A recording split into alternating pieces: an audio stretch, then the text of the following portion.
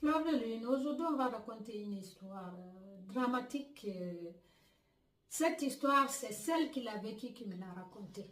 Et là, je m'étais dit qu'il faut que je fasse une vidéo pour dire aux gens, encore une fois, jusqu'où le karma dans la vie, ça nous poursuit. Tu peux faire du mal, tu crois que tu as échappé, parce qu'on ne t'a pas vu, on ne t'a pas pris sur le fait, on ne t'a pas trouvé en train de le faire. Tu peux croire que tu as échappé. Mais tu ne sais jamais à quel moment tu vas payer, d'une manière ou d'une autre. Bref, la dame là m'a raconté son histoire. C'est tellement flippant que je me suis réveillée en pleine nuit y pensant. Ça fait quelques semaines. Chaque fois, je dis, il faut que je trouve le temps de raconter son histoire. Comme quoi, dans la vie, parfois, quand ton destin n'est pas fini, il peut arriver des tas de choses, mais tu vas y échapper. Et il faut dire aussi que parfois, quand ta bonne foi est trop forte, tu peux échapper à certains malheurs. Il faut dire que parfois aussi dans la vie, tu peux te fier à quelqu'un, mais c'est ton pire ennemi. Voilà l'histoire. Cette dame a rencontré ce monsieur-là. Il est encore en Afrique, ce monsieur. Elle a rencontré ce monsieur. Ils ont décidé de se marier ensemble après l'université. Deux personnes instruites. Hein. Ils sont allés jusqu'à l'université. Hein, pour dire comme quoi, avoir étudié et être intelligent, c'est deux choses différentes. Qu'est-ce que ce monsieur fait?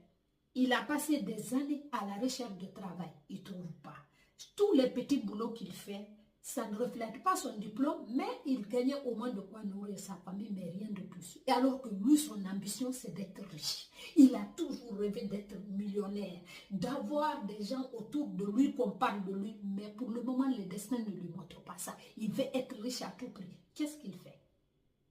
Il s'est dit que si le moins normal n'a pas marché, je vais aller passer par les moins obscurs. Et c'est comme ça qu'il s'en va trouver un féticheur. Il lui explique que lui, Karamoko, je suis venu te voir parce que j'ai besoin d'être riche. J'ai besoin de devenir un homme riche. C'est mon rêve le plus absolu dans ce monde. Mais voilà, il n'y a que la souffrance, il n'y a que la torture, il n'y a que des personnes qui me donnent des petits boulots qui m'amènent nulle part, il n'y a que ça que je rencontre. J'ai mon salaire, hein, d'accord. Mais moi, ce n'est pas mon salaire que je rêve d'avoir dans la vie. Moi, je rêve d'être le grand patron d'une entreprise et que c'est moi qui gère tout le monde. Le monsieur lui a dit que ça, il va te falloir beaucoup de sacrifices.